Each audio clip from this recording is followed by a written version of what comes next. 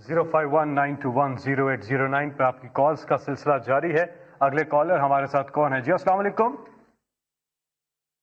Hello जी अस्सलाम वालेकुम जी। जी, मैं अब्बास मिर्जा बोल रहा हूँ टोरंटो से।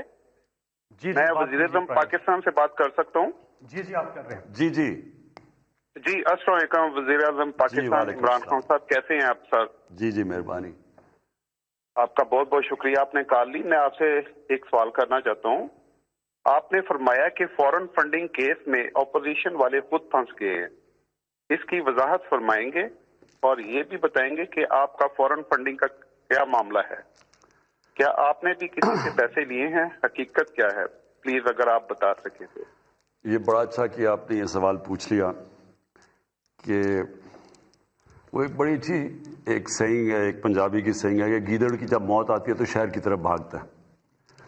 अब इन्होंने फॉरेन फंडिंग का केस हमारे ऊपर कर दिया कि जी फॉरेन फंडिंग आई है पाकिस्तान पीटीआई में, तो इन्होंने तो बड़ा अपने आप को अजाब में डाल लिया है।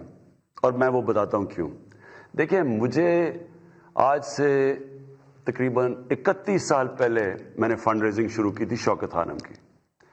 तो मैं तो पाकिस्तान का वो फंड रेजर हूँ जिसने पाकिस्तान की तारीख में सबसे ज़्यादा पैसा इकट्ठा किया। आज भी इकट्ठा कर रहा हूँ शौकत खानम के लिए, नमल यूनिवर्सिटी के लिए। थोड़ा मुश्किल है जब से प्राइम मिनिस्टर बना हूँ, लेकिन उससे पहले तो मैं सबसे ज़्यादा पैसा इकट्ठा करता था पार्टी के लिए भी। तो क्योंकि मुझे समझ थी फंड रेजिंग क्या है, हमारी पार्टी वाहिद पार्टी है जिसने पॉलिटिकल फंड रेजिंग की है। पॉलिटिकल फंड रेजिंग क्या होती है कि हम बकायदा डिनर्स करते थे, डिनर्स पे लोग आते थे, उन लोगों से फिर हम उनको बताते थे कि पार्टी क्या करना जा रही है और फिर वो पैसे देते थे। और इसमें बहुत बड़ा हाथ ओवरसीज पाकिस्तानीज का था। मैंने ओवरसीज पाकिस्तानी से जब शौकत खानम के लिए शुरू में पैसे इकट्ठे किए आज से 20-25 साल पहले, तो सबसे ज्यादा ओवरसीज पाकिस्तानी ने मुझे पैसे दिए थे।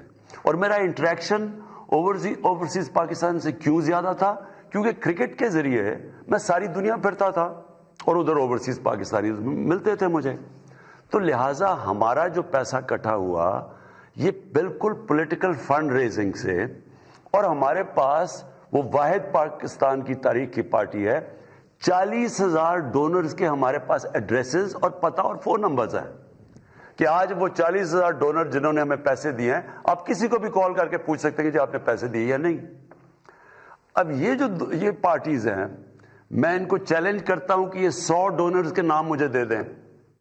हमारे 40,000 है ना, ये आपको 100 डोनर्स के नाम नहीं दे सकेंगे, क्योंकि इन्होंने फंड रेजिंग जैसे की है वो मैं जानता हूं कैसे की है।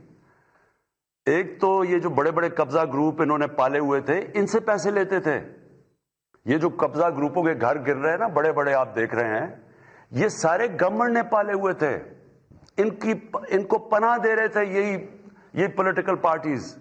ये नून लीग के नीचे बड़े बड़े कब्जा ग्रुप खुद उनको पनाह देते थे, पुलिस उनको हाथ नहीं लगा सकती थी।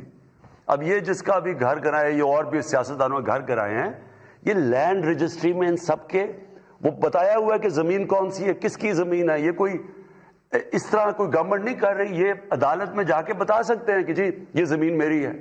तो वो अदालत के अंदर हमारे पास इनकी पहले इंक्वायरी की गई, चेक किया गया, ये जो सारी जमीनें हैं ये इन्होंने गवर्नमेंट की कब्जा किए हुए, जिनके ऊपर बुलडोजर लगे हुए हैं अब।